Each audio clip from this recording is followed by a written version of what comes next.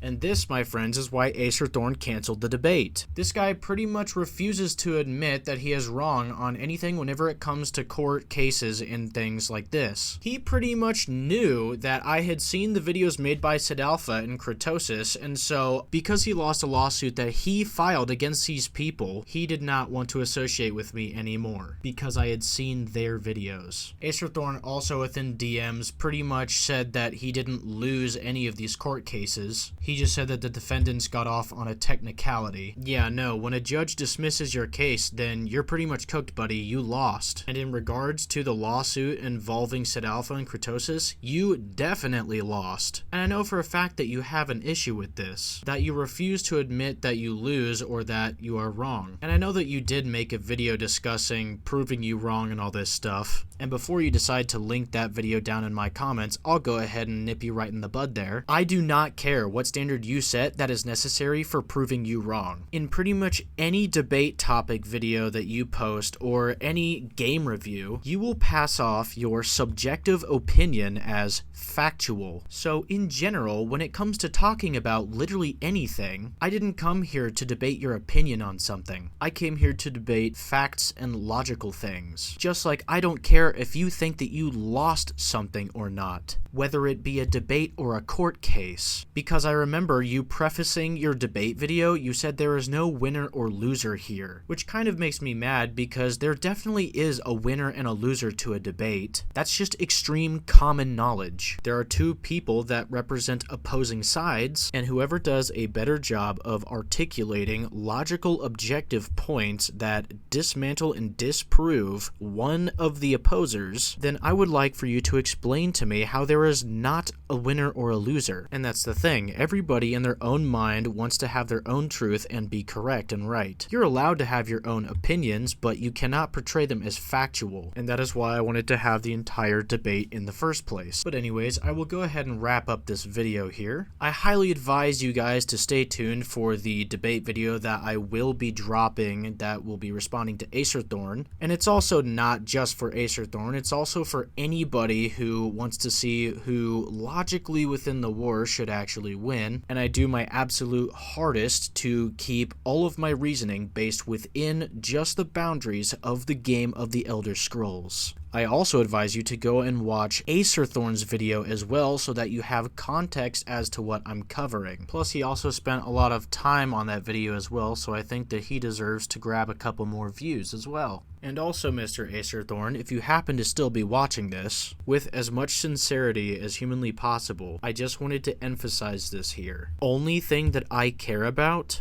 is that in the end of the day, my videos do not get touched by DMCA or copyright infringement. The videos on your YouTube channel generate you money. The videos on my YouTube channel do not. So keep this in mind if you do decide to go and try and get my videos taken down. I lose literally nothing from my videos being taken down. And also, if you've seen the size of my YouTube channel, you would pretty much be losing nothing if my videos are staying up.